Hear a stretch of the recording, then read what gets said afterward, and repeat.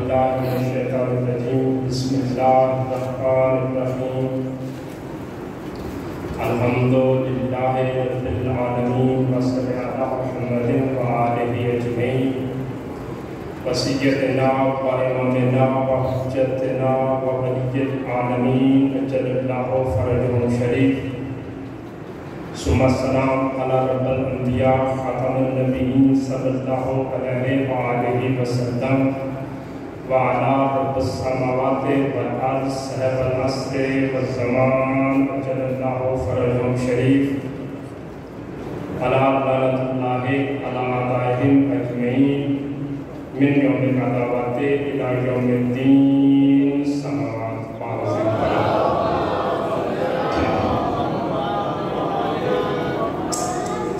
اما بعد فقد قال اللہ تعالی فی القرآن المجید والفرقان الحمید بسم اللہ الرحمن الرحیم لقد ارسلنا رسلنا بالبینات انزلنا معهم الکتاب والمیزان لیقوم الناس بالقسط صلوات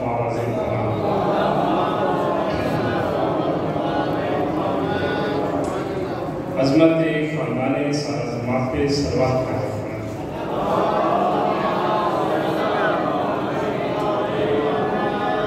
عظمت سیدۃ النساء العالمین کے خاندان پہ صلوات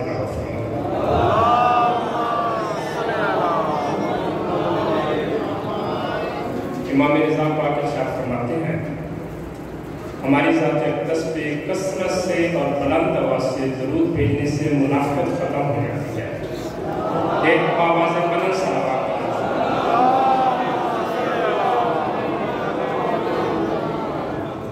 اس ذات ذی وقار پہ جس کو ذات ذوالجلال نے 1,24,000 انبیاء اور ان کی اوصیاء کی محنتوں کو عملی اور حتمی طور پر نافذ کرنے کی غرض سے اور اپنی غیبت کی دلیل کے طور پر اپنے پاس پردہ غیبت میں چھپا رکھا ہے بقیت اللہ کی عظمت اور اپنی بقا کے لیے صلوات پڑھا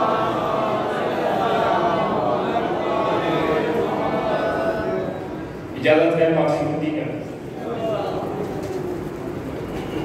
ارشاد رب العزت ہو رہا ہے لقد ارسلنا رسلنا ذات سماعت ارشاد فرما رہی ہے کہ میں نے انبیاء کو لوگوں کی ہدایت کے لیے بینات کے ساتھ بھیجا ہے اور ان کی میت میں کتاب نازل کی ہے میزان نازل کیا ہے اس لیے تاکہ لوگوں کو کس پر لا سکیں جس جگہ پہ میں نے کال اختتام کیا تھا کہ ذات الہٰ اللہ رب العزت کے اسماء وجودی کی حیثیت سے اس دنیا میں تشریف لائے ہیں اسی جگہ سے آج اس سلسلہ کو آگے بڑھانا چاہتا ہوں آل محمد اللہ کے اسماء وجودی ہیں کچھ لوگوں نے ان کو جب بشری لباس میں دیکھا تو ان کو بشر کہنے لگے کچھ لوگوں نے جب آل محمد کو بشری لباس میں دیکھا تو ان کو بشر کہنے لگے آج کی گفتگو کا مرکز محور یہ ہے کہ آل محمد کو بشر نہیں کہنا چاہیے آل محمد بشری لباس سے نکال کر کے آئے ہیں آل محمد کو بشر نہیں کہنا چاہیے تو دوستو کسی بھی قرارداد کا یہ اصول ہوتا ہے کہ جب کوئی قرارداد پیش کی جاتی ہے اس کے ایک ایک لفظ کے معنی متعین کیے جاتے ہیں اس کے بعد یہ فیصلہ کیا جاتا ہے کہ قرارداد پاس ہونی ہے یا رد ہونی ہے اسی اصول کو دیکھتے ہوئے ہم اپنی مضمون سخن آیت کے ایک ایک لفظ کے معنی متعین کرتے ہیں اس کے بعد اپنے نتیجے کی طرف پڑھتے ہیں ارشاد رہا ہے لقد ارسلنا بات موضوع ذہن میں رکھنا ہے کہ آل محمد کو بشر نہیں کہنا چاہیے ارشاد رہا ہے لقد ارسلنا میں نے ارسال کیا میں نے بھیجا ارسال اسے کیا جاتا ہے جو موجود تو پہلے سے بھیجا اپنے مقام پہ جائے ارشاد العزت ہو رہا ہے کہ میں نے ارسال کیا. تو غور طلب بات یہ ہے اگر ان کو ارسال کیا گیا ہے تو یہ اپنے نزول سے پہلے کہاں رہتے تھے؟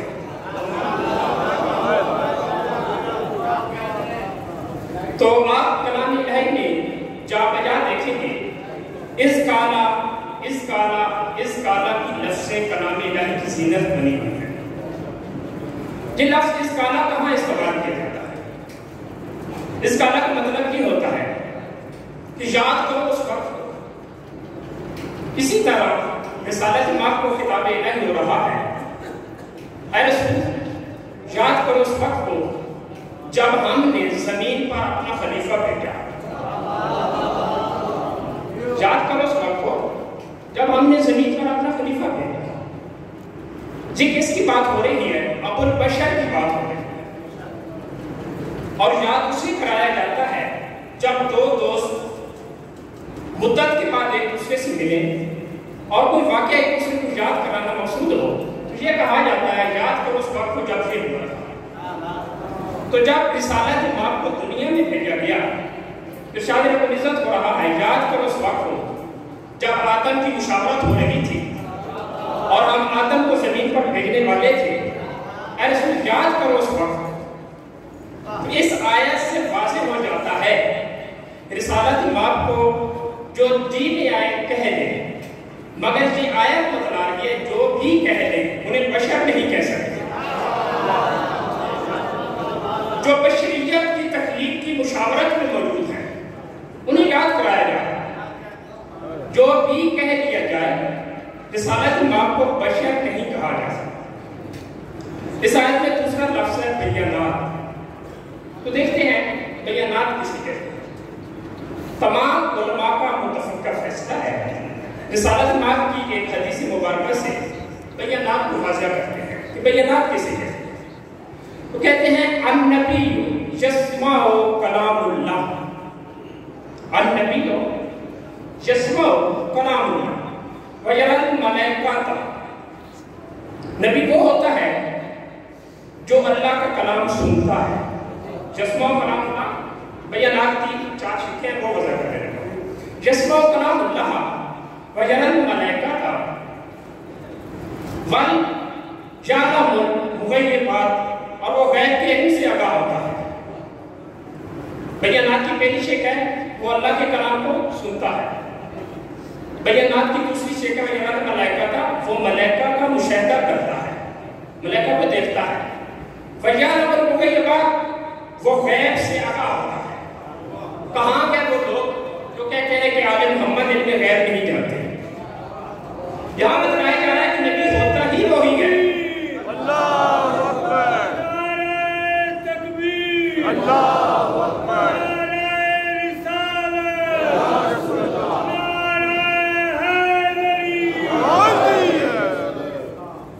بیانات کی چوتھی شک ارشاد ہو رہا ہے فَتُطِيُّ الْمَادَةُ الْقَيْلَةُ. ترجمہ ایک ساتھ کر دوں. ارشاد ہو رہا ہے کہ نبی وہ ہوتا ہے جو اللہ کا کلام سنتا ہے. نبی وہ ہوتا ہے جو غیب کا علم جانتا ہے. نبی وہ ہوتا ہے جو ملائکہ کو دیکھتا ہے. چوتھی شک ہے کہ نبی وہ ہوتا ہے وَتُطِيُّ الْمَادَةُ الْقَيْلَةُ کائنات کا مادہ تخلیق جس کی اطاعت کرتا ہے. جب کائنات کا مادہ تخلیق بھی جس کی اطاعت کرتا ہے اس کو نبی کہتے ہیں. پھر کون سی چیز ہے جو انبیاء سے اوجھل ہے؟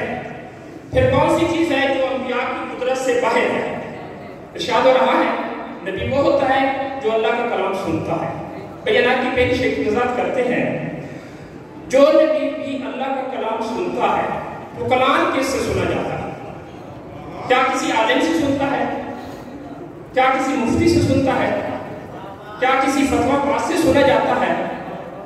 کلام کرنا بات کی بات ہے. پہلے ہے کلام سننا بات کی بات ہے. پہلے ہے کلام کا کرنا. کلام کا کرنا بتا رہا ہے کہ خاموشی ہوگی اس کے بعد کلام کیا جائے گا پھر بولا جائے گا. تو جو خاموشی سے جو ایک حالت سے دوسری حالت میں آئے اس کو تو اللہ نہیں کہا جا سکتا.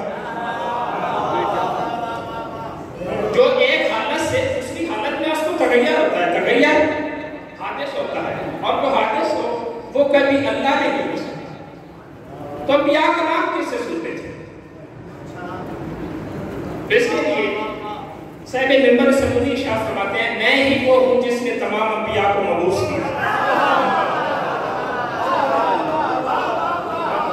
میں ہی وہ ہوں۔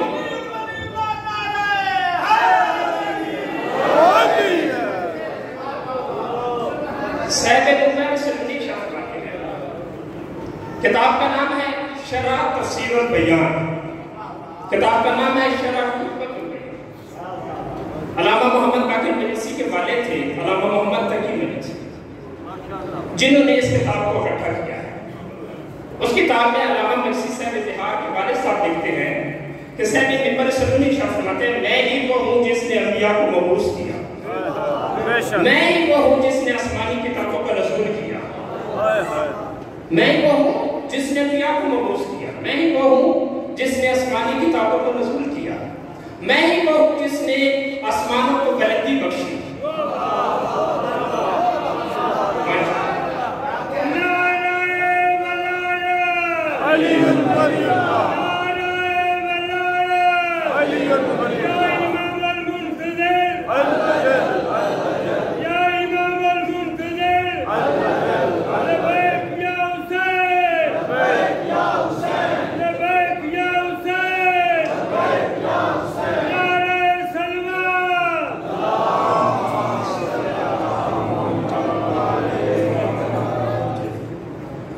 شرح حکمت البیان سے آگے بڑھتے ہیں۔ کلام جیسا بھی ہوتا ہے یہ کلام موضوع ہے، اس پہ پھر کبھی بات ہوگی۔ تو طریقہ کلام کو دیکھیں کہ کلام کیسے کیا جاتا ہے۔ ارشاد ہو رہا ہے سورہ شورا آیت نمبر 51۔ کون سا سورہ؟ سورہ شورا آیت نمبر 51۔ ارشاد رب العزت ہو رہا ہے وَمَا كَانَ لِبَشَرٍ أَن يُكَلِّمَهُ اللَّهُ إِلَّا وَحْيًا أَوْ مِنْ وَرَاءِ حِجَابٍ أَوْ يُرْسِلَ رَسُولًا فَيُوحِيَهُ۔ ارشاد رب العزت ہو رہا ہے میرے کلام کرنے کے 3 طریقے ہیں۔ سورہ شورا آیت نمبر 51۔ ارشاد ہو رہا ہے کہ میرے کلام کرنے کے 3 طریقے ہیں۔ پہلا طریقہ یہ ہے کہ میں وحی کے ذریعے کلام کرتا ہوں۔ دوسرا ذریعہ یہ ہے أَوْ مِنْ وَرَاءِ حِجَابٍ، میں پردے کے پیچھے سے گفتگو کرتا ہوں۔ تو کون تھے پردہ کے پیچھے؟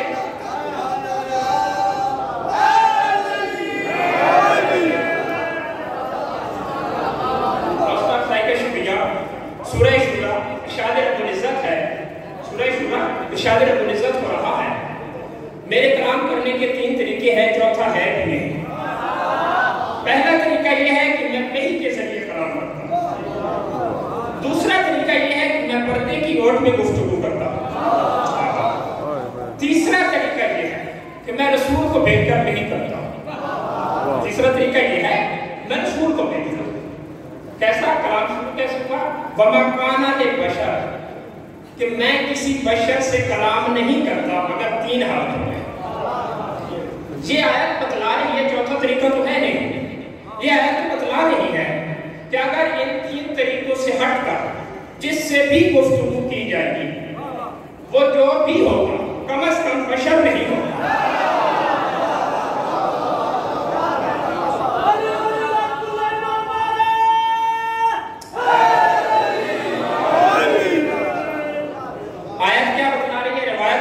کوئی حوالہ طلب کرے، آیت ہے کہ 3 طریقے سے گفتگو کرتا ہوں، چوتھا طریقہ ہے نہیں۔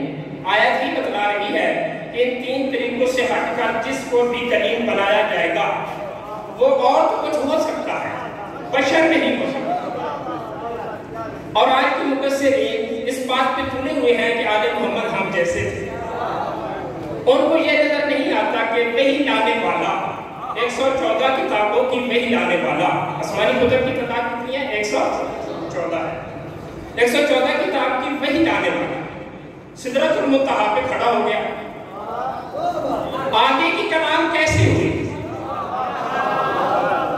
نہ جبریل ہے، پردہ ہے، اس پردے کی بھی وضاحت ہو جائے گی۔ ارشاد رب العزت ہو رہا ہے کلام کرنے کے 3 طریقے ہیں، وحی کے ذریعے، پردے کے پیچھے سے، اور نبی بھیجنا، رسول بھیجنا۔ تو یہ سب شیعہ سنی کی متفقہ آراء ہے، شیعہ سنی کی متفقہ کتب میں یہ ملتا ہے، فہم کی کتب میں یہ ملتا ہے کہ جب بھی رسالت ماں پہ ہی ہوا کرتی تھی تو رسالت ماں شاہ فرماتے تھے زمے ننی دسے رنی مجھ پہ کپڑی اوڑھ دو، مجھ پہ چادر اوڑھ دو۔ تو یہ کیوں کہا کرتے تھے؟ یہ اس لیے کہا کرتے تھے کہ رسالت ماں کی جسم اقدس میں ایک کپ کپی سی تاری ہو جاتی تھی، نزول بیگ کے وقت ایک کپ کپی سی تاری ہو جاتی تھی۔ یہ تو فریقین کی کتب میں ملتا ہے۔ اس کی وضاحت کیا ہے یہ آج تک کسی نے بیان نہیں کی سوائے شیعہ اثنا عشریہ کے۔ ہر ویک پہ یہ حالت نہیں ہوا کرتی تھی، ہر ویک پہ یہ حالت کب کبھی والی نہیں ہوا کرتی، کب کبھی کب تاری ہوتی تھی جب رسالت ماں فرصت کے لمحات میں اصحاب کے مجمع میں ہوتے تھے، اس وقت یہ حالت ہوا کرتی تھی۔ کیوں ہوا کرتی تھی اس کی وضاحت کرنے لگا ہوں۔ رسالت ماں پہ ہر ایک کی یہ حالت نہیں ہوتی تھی۔ دیکھیں کبھی حالت جنگ میں بھی گئی ہے، کبھی یہ حالت نہیں ہوئی، کبھی حالت نماز میں بھی گئی ہے۔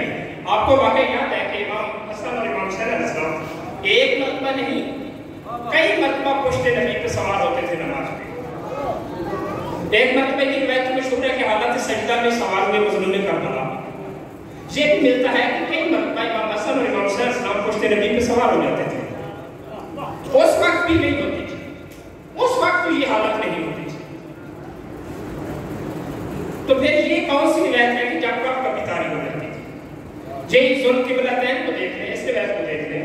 رسالت ماں تکبیرت الانام کے بعد قیام میں، قیام کے بعد رکوع میں، رکوع کے بعد پہلے سجدے میں گئے، وہی آئی یا رسول اللہ، جبریل آتے ہیں یا رسول اللہ، اللہ کہہ رہا ہے کہ دوسرا سجدہ کس کعبہ کی طرف ہے۔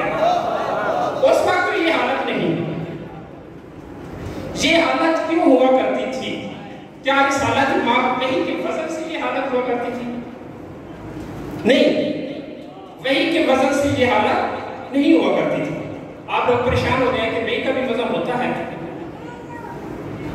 اب ایک اور بات ہے کہ وحی کا بھی وزن ہوتا ہے۔ ہاں وحی کا بھی وزن ہوتا ہے، آپ کو وحی کا وزن بتاتا ہوں اور ایک آیت کا وزن بتاتا ہوں کتنا ہوتا ہے۔ تھوڑا ماضی میں چلے جائیں، مصر کا بازار ہے، اللہ کے ایک نبی کی قیمت لگائی گئی ہے، اللہ کے نبی کی یہ قیمت طے ہوئی ہے کہ جتنا اللہ کے نبی کا وزن ہوگا اس کے مطابق خزانہ دیا جائے گا۔ ایک طرف سے مصر کے تمام خزائن ختم ہونے لگے، دوسری طرف یوسف نبی کا برڈا زمین پہ پڑا ہے۔ جب سب کو حیران کرنا دیکھا تو یوسف نبی ارشاد فرماتے ہیں میرا وزن خزائن سے نہیں کیا جا سکتا، اپنے ہاتھوں سے کل والی آیت مبارکہ کو بسم اللہ الرحمن الرحیم کو تحریر کیا، اپنے ہاتھوں سے یوسف نبی نے اللہ کے اسماء کا ذکر کیا اور کہا کہ میرا پاس وزن اتنا ہے، ایک طرف میں نبی وجودی کی صورت میں ہوں، دوسری طرف اللہ کے اسماء کو رکھوں۔ ایک پلڑے میں بسم اللہ الرحمن الرحیم رکھی گئی، یوسف نبی کا پلڑا برابر ہو گیا، تو پتہ چلا ایک آیت کا وزن کم از کم ایک نبی کے برابر ہوتا ہے۔ اور نبی کی یہ حالت آیت کے وزن سے نہیں ہوا کرتی۔ نزول کے وقت نبی پاک کی ایک سواری تھی، اس کا نام قصبہ تھا۔ جب نبی پاک کسی بھی سواری پہ سوار ہوتے تھے وہی کے وقت وہ سواری بیٹھ جاتی تھی۔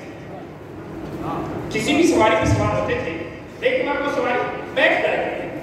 ہاں ایک سواری تھی جس کا نام تھا قصبہ، اس پہ جب بھی سوار ہوتے تھے 150 آیت کی پیری کیوں نہ ہو جاتی، اس کی رفتار میں بھی کمی نہیں ہوتی تھی۔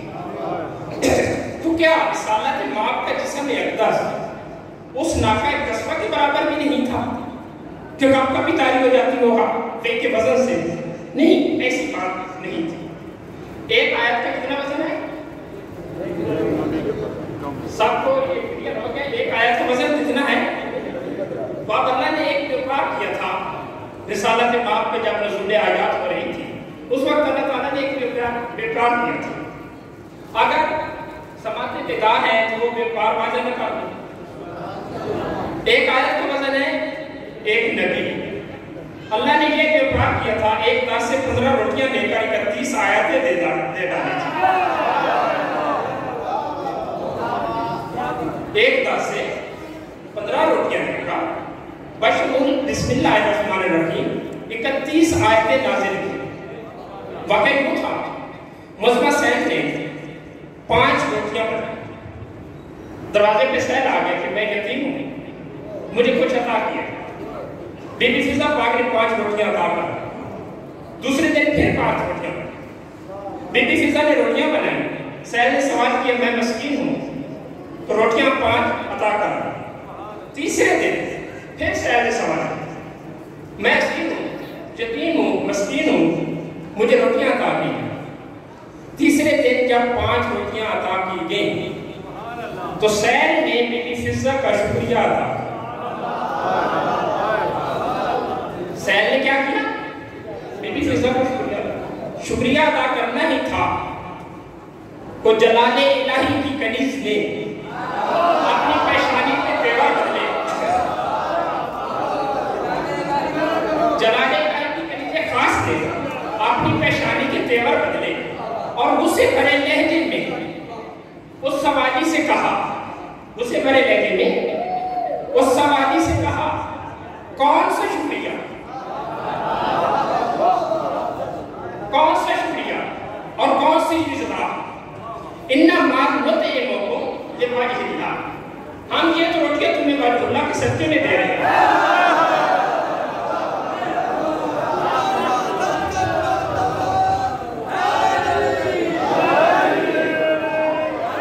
انما نطعمکم لوجہ, ہم تمہیں یہ روٹیاں وجہ اللہ کے صدقے میں دے رہے ہیں.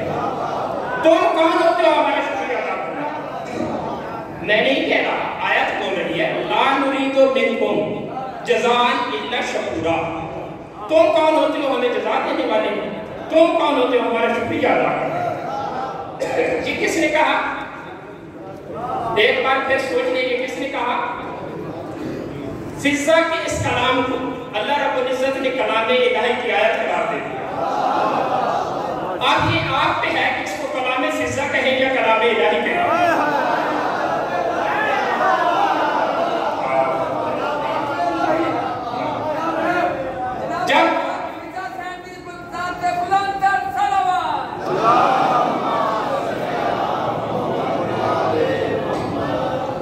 جب خالق العزت نے بی بی مخدومہ کونین کی فضا کے چہرے پہ یہ معصومیت کے ساتھ غصہ دیکھا تو خالق العزت کو کہنا پڑا کانا صاحبکم مشکورا, اے کنیز خاص کی کنیز خاص,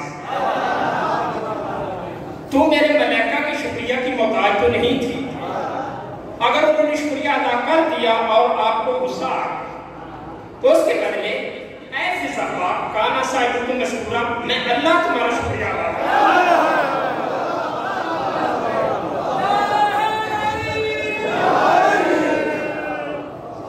ارشاد رب العزت ہو رہا ہے اے فضا تو میرے ملائکہ کا شکریہ ادا قبول نہیں کرتی تو میں خالق تمہارا شکریہ ادا کرتا. دیکھتے ہیں روٹیاں لانے والا کون تھا. روٹیاں لانے والا ملکوت اربع میں سے ایک ملائکہ تھے جن کا نام تھا میکائیل. اور 73 فرقہ کی یہ متفقہ فیصلہ ہے کہ جناب میکائیل وہ ہے جو 18,000 عوالم کے روزی رساں ہے. تو ثابت ہوا سورہ طہر کی شان نزول نے بتا دیا کہ 18,000 عوالم کے جو روزی رساں تھے اصل میں وہ فضا کے در کے بھکاری تھے.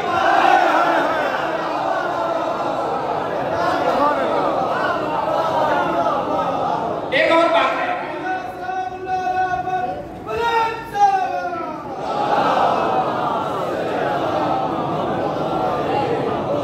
ایک اور بات بھی ہے کہ ملائکہ کی ڈیوٹی ہے فقط عبادت کرنا. سن رکھا ہے آپ نے کہ جو رکوع میں تھے وہ رکوع میں ہے, جو سجود میں ہے وہ سجود میں ہے, جو قیام میں ہے وہ قیام میں ہے, جو تسبیح میں ہے وہ تسبیح میں ہے. ملائکہ کی ڈیوٹی کیا ہے؟ کسی مرد کی یہ ڈیوٹی ہے کھانا کھانا. ملائکہ کی ڈیوٹی کیا ہے؟ عبادت کرنا. تو غور طرف آئی ہے کہ سورہ طہر ہمیں بتا رہی ہے اگر آل محمد کے در سے رزق طلب نہیں کرنا تو یہ کیا طریقہ کار ہے جن کی ڈیوٹی ہی صرف عبادت کرنا ہے. اللہ تعالیٰ نے ان کو آل محمد کے در پہ بھیج کے بتلا دیا کہ اصل عبادت آل محمد کے در سے بھیک مانگنے کا کام ہے۔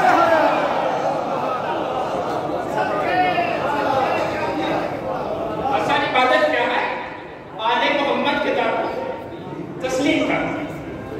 یہ تھی بیانات کی شق اول۔ اب نبی جو یسمع الکلام، نبی وہ ہوتا ہے جو اللہ کا کلام سنتا ہے۔ شق ثانی یہ ہے وَيَرَى الْمَلَائِكَةَ، نبی وہ ہوتا ہے جو ملائکہ کا مشاہدہ کرتا ہے۔ یہ نہیں ہوتا کہ کبھی دیکھتا ہے کبھی نہیں دیکھتا۔ آیت کا وزن بتا رہا ہے کہ وہ ہر وقت دیکھتے ہیں۔ نبی وہ ہوتا ہے جو ملائکہ کا مشاہدہ کرتا ہے۔ تو ملائکہ کے مشاہدے کی ایک مثال پیش کرنے لگا ہوں جو کہ صحیح بخاری سے ہے۔ غور طلب بات یہ ہے کہ صحیح بخاری والے یہ تسلیم کر رہے ہیں جو واقعہ بیان کرنے لگا ہوں۔ صحیح بخاری کا حوالہ ہے موسیٰ نبی کے پاس اللہ رب العزت نے آپ نے ایک ملک کو بھیجا کہ جا میرے دوست کو، میرے کلیم اللہ کو میرے پاس لے۔ جب ملک موت موسیٰ نبی کے پاس آیا، میں اللہ کی طرف سے آیا ہوں، موسیٰ نبی ارشاد فرماتے ہیں کدھر آیا ہے؟ تو ملک موت کہتے ہیں آپ کی روح قبض کر لیں گے۔ سلسلہ کلام جاری ہوا، موسیٰ نبی ارشاد فرماتے ہیں کہ میری روح کس جگہ سے قبض کرے گا؟ تو کہتے ہیں کہ آپ کی زبان سے۔ موسیٰ نبی کہتے ہیں اس زبان سے تو میری روح قبض کرے گا جس سے میں اس کی حمد کرتا ہوں۔ ملک موت نے روح قبض کرنی تھی۔ ملک موت کہتے ہیں کہ میں آپ کے پاؤں سے آپ کی روح قبض کروں۔ تو موسیٰ نبی ارشاد فرماتے ہیں تو ان قدموں سے میری روح قبض کرے گا جن قدموں سے چل کر میں حضور پہ جاتا ہوں۔ جب سلسلہ کلام بڑھا، بخاری والے لکھتے ہیں کہ موسیٰ نبی کو غصہ آیا اور ملک موت کو ایک تھپڑ رسید راجع الی ربہ۔ اسی حالت میں جناب ملک موت اللہ کی طرف بیٹھے اور اپنی حالت اظہار کی۔ یہ ہے ایک نبی کا مقام جو خود کو نیب امام یا نیب نبی کہتے ہیں۔ رسالت امام نے ارشاد فرمایا تھا کہ میری امت کے علماء انبیاء بنی اسرائیل سے افضل ہے۔ جناب موسیٰ نبی بنی اسرائیل کے آخری نبی ہیں جو خود کو انبیاء سے افضل سمجھتے ہیں۔ ان علماء سے خطاب ہے کہ ایک مرتبہ اس فرشتے سے آنکھ ملا کر بات تو کر دیں۔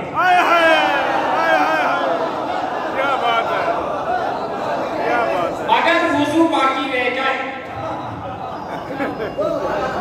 اگر گھر میں کوئی میتوں کی صفیں نہ لگا دیں تو پھر ہم آپ کو نیب مسیح، نیب امام، نیب نبی تسلیم کر دیں۔ یہ بھی حدیث ہے۔ حدیث کی صداقت میں کوئی شک بھی نہیں ہے کہ میری امت کے علماء بنی اسرائیل کے انبیاء سے افضل ہیں۔ آپ تو علماء خود کو کہتے ہیں افضل، اگر وہ یہ کر کے دکھائیں پھر تو ٹھیک ہے، نہیں تو میں ایک وارث کا واقعہ بتا دیں۔ جناب میں قاضی شاہ فرماتے ہیں کہ صاحب آ گیا ہے فواز محمد صلوات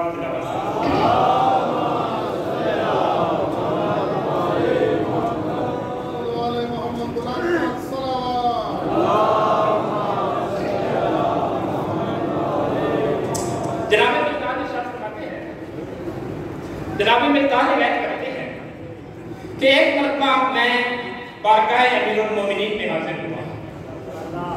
میں نے سلام عرض کیا، امیر کائنات نے سلام کا جواب دیا مگر نگاہ ملکوتی مسلسل آسمان کی طرف تھی۔ کچھ دیر بعد امیر کائنات ارشاد فرماتے ہیں ایک مینی بے سیفی مقدار ذرا میری تلوار کو اٹھا لاؤ۔ جناب مقدار کہتے ہیں کہ میں تلوار لے آیا، امیر المومنین نے زانو مبارک پہ تلوار رکھی، ایک ہاتھ قبضہ تلوار پہ ہے، ایک ہاتھ نیام کے آخری سرے میں ہے۔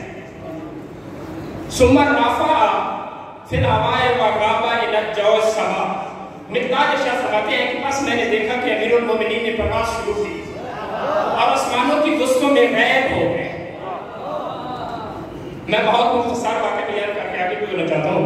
آسمانوں کی وسطوں میں غائب ہو گئے۔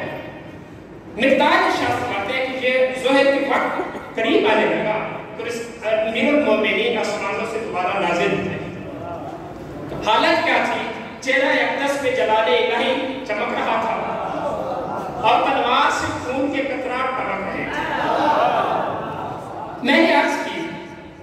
सैयदी ऐना बोलता, या अमीरुल मोमिनीन आप कहाँ थे? तो अमीरुल मोमिनीन इरशाद फरमाते हैं कि आसमानों में दो फरिश्तों के दरमियान एक निज़ा चल रहा था। अल्लाह ने उन्हें कहा कि आप किसी को हकम बना लें, और मलाइका ने मुझे मुंसिफ चुना, मैं उनके फैसले के लिए आसमानों में था। उनमें से एक ने थोड़ी देर की, मैंने उसको कत्ल कर दिया। मिक़दार हैरान होकर पूछते हैं, या मौला, आसमानों की मलाइका भी आपकी इताअत करते हैं? तो अमीरुल मोमिनीन इरशाद फरमाते हैं, ऐ मिक़दार, अपना मेयार मारिफत थोड़ा बुलंद करो। माफिस समाए मलकुन युखत्तो कदमन अन कदमिन इल्ला बिइज़्नी। अमीरुल मोमिनीन इरशाद फरमाते हैं कि आसमानों में कोई भी फरिश्ता ऐसा नहीं जो मेरी इजाजत के बगैर एक कदम से दूसरा कदम अदा कर रहा है। ये है असल अंबिया के वारिस। बाकी अभी बाकी था, मैं अपने मोहतरम को मज़ीद सहमत नहीं देना चाहता। आप बाबा से बुलंद सलवात करें।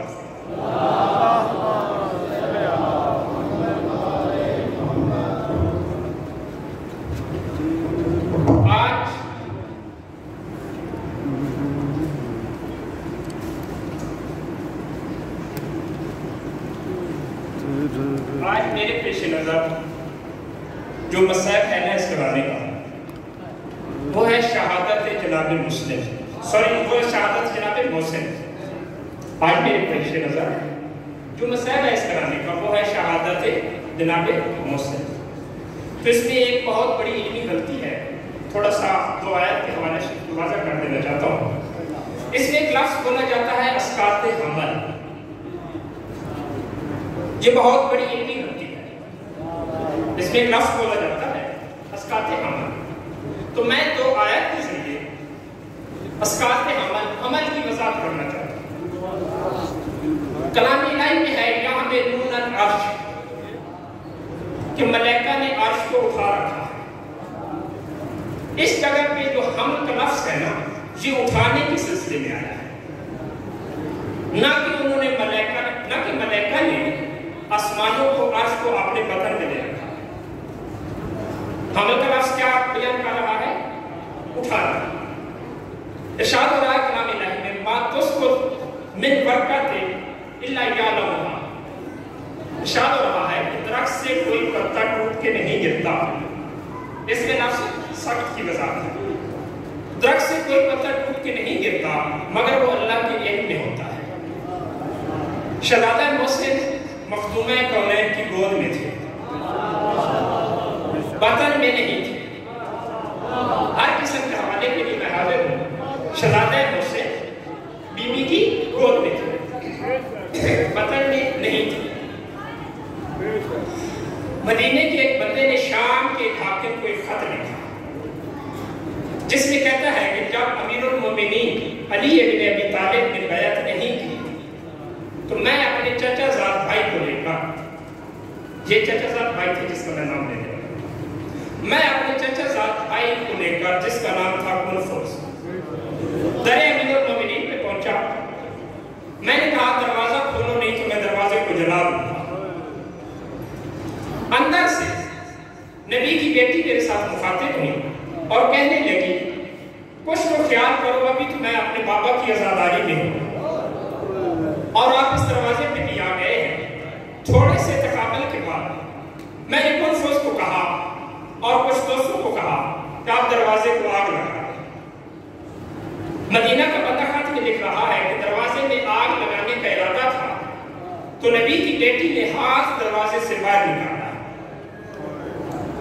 मैंने कुनफुस से एक ताज़ियाना लिया और उस हाथ पे ज़रबे लगाना शुरू कर दिया। फिर भी नबी की बेटी ने दरवाजे को न छोड़ा।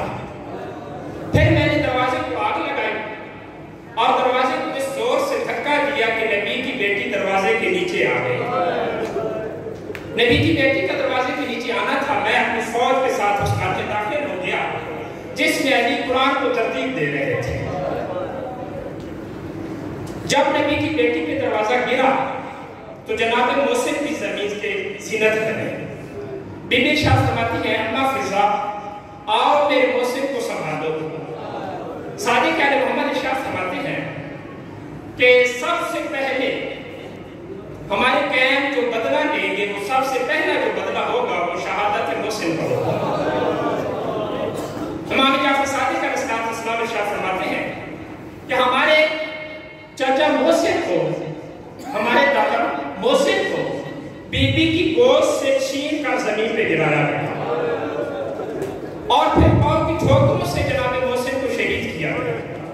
ام ایمن روایت کرتی ہیں کہ میں نے دیکھا مظلوم کربلا دوڑ کر گئے اپنے بابا کے پاس کہ بابا محسن کی قبر کہاں بنانی ہے؟ امیر المومنین نے ارشاد فرمایا اس جگہ بناؤ جہاں رسالہ کے باپ کہا کرتے تھے کہ یہاں مجھے جنت کی خوشبو آتی ہے۔ ام ایمن ارشاد فرماتی ہے کہ میں نے دیکھا مظلوم کربلا محسن کی قبر بنا رہے ہیں تو سلمان محمدی قریب گئے اور کہتے ہیں کہ یا مولا آپ ایک سیف ہو جائیں، آپ بچے ہیں، میں بڑا ہوں، میں آپ کو قبر بنا کے دیتا ہوں۔ تو مظلوم کربلا ارشاد فرماتے ہیں چچا سلمان، میں حق کا امام ہوں، میں ماضی کو بھی جانتا ہوں، مستقبل کو بھی جانتا ہوں، آؤ میں تمہیں دکھاؤں 6 ماہ کے عسکر کی قبر کیسے بنائی جاتی ہے۔ جناب سلمان محمدی کو کربلا دکھلائی، مظلوم کربلا شہزادہ یعنی عسکر کی قبر بنا رہے تھے۔ سلمان محمدی نے کہا آپ امام ہیں، جو بہتر ہے وہ کریں۔ تو بی بی ام المصائب نے کہا میں نے سوچا کہ میں اپنے بھائی کی مدد کروں۔ بی بی ام المصائب ارشاد فرماتی ہیں میں مظلوم کربلا کے پاس گئی، محسن کے کچھ ٹکڑے چن کے بی بی سزا نے سفید کپڑے میں لپیٹے، مظلوم کربلا قبر بنا رہے تھے، میں نے کہا کہ میں قبر بنا دیتی ہوں۔ تو مظلوم کربلا مجھے کہنے لگے بہن بے شک آپ میری شریک ہیں، اس میں آپ کی بھی شراکت موجود ہے، بہن آپ خود کو سنبھال کے رکھیں، میں نے کربلا میں ایک قبر بنانی ہے اور ایک آپ نے بنانی ہے۔